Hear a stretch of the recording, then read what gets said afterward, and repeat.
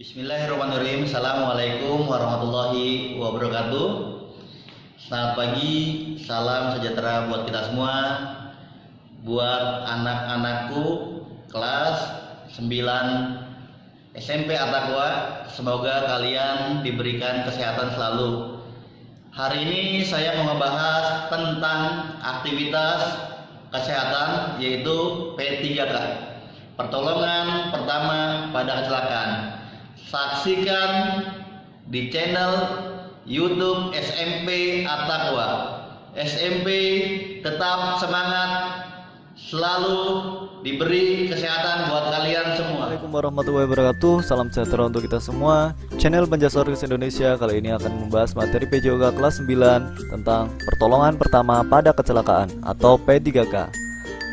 Apa saja yang akan kita pelajari? Yang pertama, pengertian P3K, tujuan P3K, prinsip-prinsip P3K, alat dan obat P3K, dan yang terakhir, penanganan luka pada kecelakaan yang sering terjadi. Apa itu P3K? Pertolongan pertama pada kecelakaan atau yang sering disingkat dengan P3K adalah pertolongan sementara yang diberikan kepada seseorang yang menderita sakit atau kecelakaan sebelum mendapatkan pertolongan dari tenaga medis atau dokter. Tujuan P3K: yang pertama, menyelamatkan penderita dari bahaya maut. Yang kedua, mencegah cacat. Yang ketiga, memberi rasa tenang atau mengurangi rasa takut dan gelisah korban kecelakaan. Yang keempat, mencegah infeksi atau peradangan.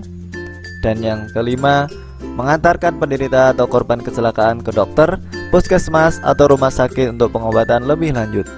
Prinsip sebelum menolong kecelakaan kita singkat dengan istilah patut, yang masing-masing hurufnya ada artinya. P, penolong mengamankan dirinya sendiri terlebih dahulu sebelum bertindak. Hal ini penting, jangan sampai yang tadinya posisi sebagai penolong berubah menjadi korban. Seperti halnya jika ada seseorang tenggelam dan kalian tidak bisa berenang, jangan sekali-kali menolong dengan cara menceburkan diri ke kolam. Hal ini bisa membahayakan diri sendiri, bahkan orang yang akan ditolong.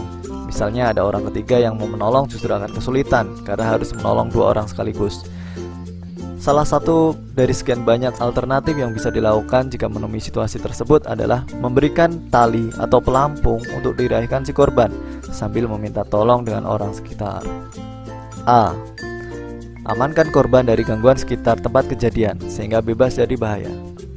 Misalkan setelah menolong orang tenggelam, usahakan penanganan korban jangan terlalu dekat dengan arus yang dapat menyeret korban kembali ke air. Contoh situasi lain, misalnya menolong korban gempa bumi. Segera pindahkan korban keluar dari gedung, karena bisa saja gempa susulan datang dan dapat membahayakan korban dan penolong sekaligus. T, tandai tempat kejadian sehingga orang lain tahu bahwa ada kecelakaan atau bahaya. Misalnya kalian mendapati orang kecelakaan di jalan raya. Setelah pastikan diri kalian aman, maka pertama yang bisa kalian lakukan adalah mengatur lalu lintas yang ada di sekitar. Jangan sampai korban terlindas oleh kendaraan lain. U, usahakan segera menghubungi ambulan, dokter, rumah sakit, atau polisi. Tapi lihat tingkat keseriusan lukanya dulu. Jika dirasa luka serius dan tindakan dokter sangat diperlukan secepat mungkin, maka hubungi dokter adalah hal yang harus dilakukan. Tapi jika hanya luka ringan, maka hal ini tidak perlu dilakukan. T, tindakan pertolongan P3K berpedoman pada urutan penanganan yang paling tepat. Untuk cara-cara penanganannya kita pelajari pada akhir materi ya. Prinsip-prinsip P3K. Yang pertama, bersikap tenang dan tidak panik. Panik akan membuat seseorang tidak bisa berpikir secara jernih. Resiko kesalahan dalam tindakan akan lebih tinggi. Yang kedua, berikan pertolongan dengan cara yang cepat dan tepat. Karena lambatnya penanganan bisa berakibat fatal terhadap korban, seperti kehabisan darah pada kasus korban pendarahan hebat atau tersengat listrik. Ketiga, sebelum mengetahui berat ringannya cedera, jangan cepat-cepat memindahkan korban. Sebagai contoh, apabila korban mengalami patah tulang, maka teknik pemindahannya harus hati-hati. Yang keempat, jika ada luka, usahakan agar korban tidak melihatnya, sebab dapat membuat korban menjadi panik. Panik pada korban bisa berakibat pada sulitnya penanganan P3K. Mengingat kembali, tujuan P3K adalah salah satunya memberi rasa tenang atau mengurangi rasa takut pada korban.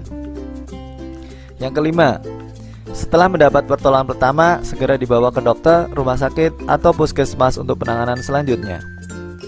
Perlu diingat bahwa P3K adalah pertolongan sementara. Untuk penanganan yang lebih lanjut tetap dilakukan oleh dokter dan tenaga medis sebagai ahlinya. Alat P3K. Yang pertama, kasa steril. Sejenis kain tipis dan lembut digunakan untuk pembalut luka. Plester digunakan untuk merekatkan kasa penutup agar tidak lepas. Plester obat atau plester yang mengandung obat digunakan untuk menutup luka kecil yang telah dibersihkan, misalkan teriris atau tersayat benda tajam. Kapas. Kapas digunakan untuk membersihkan luka atau mengoleskan obat. Gunting digunakan untuk memotong perban atau kasa, juga bisa digunakan untuk memotong kain atau material lain untuk perawatan. Senter. Senter digunakan untuk melihat luka tertentu agar lebih jelas, misalnya suatu benda yang masuk ke telinga atau benda kecil yang masuk di dalam luka. Obat P3K. Obat pencuci luka seperti Rivanol, alkohol 70%, Burwater. Kegunaannya mempercepat penyembuhan pada luka yang ringan, seperti tersayat benda tajam, dan menghindarkan luka dari kotoran agar tidak infeksi. Caranya, bersihkan luka dengan obat pencuci luka agar bersih dan steril, kemudian oleskan obat pada luka. Obat luka ringan. Ada betadin, obat merah atau mercurochrome. Kegunaannya mempercepat penyembuhan pada luka yang ringan, seperti tersayat benda tajam, dan menghindarkan luka dari kotoran agar tidak infeksi. Cara penggunaannya, bersihkan luka dengan obat pencuci luka atau air terlebih dahulu, kemudian oleskan obat pada luka. Obat luka bakar seperti bioplasenton, sulfadiazin, atau obat tradisional lidah buaya. Kegunaannya mempercepat penyembuhan pada luka bakar. Cara penggunaannya, setelah luka dibersihkan dan steril, kemudian oleskan obat luka bakar pada luka, atau menggunakan obat tradisional lidah buaya. Potong pangkal daun lidah buaya, biarkan sampai lendir keluar. Oleskan lendir lidah buaya pada bagian yang sakit hingga merata. Lakukan sesering mungkin. Penanganan luka pada kecelakaan yang sering terjadi. Untuk materi penanganan luka pada kecelakaan yang sering terjadi, tunggu di next video ya. Sekian dulu videonya. Silahkan share ke teman kalian. Assalamualaikum warahmatullahi wabarakatuh, dan sampai ketemu lagi. Semoga bermanfaat video ini buat kalian semua. Saya akhiri. Assalamualaikum warahmatullahi wabarakatuh.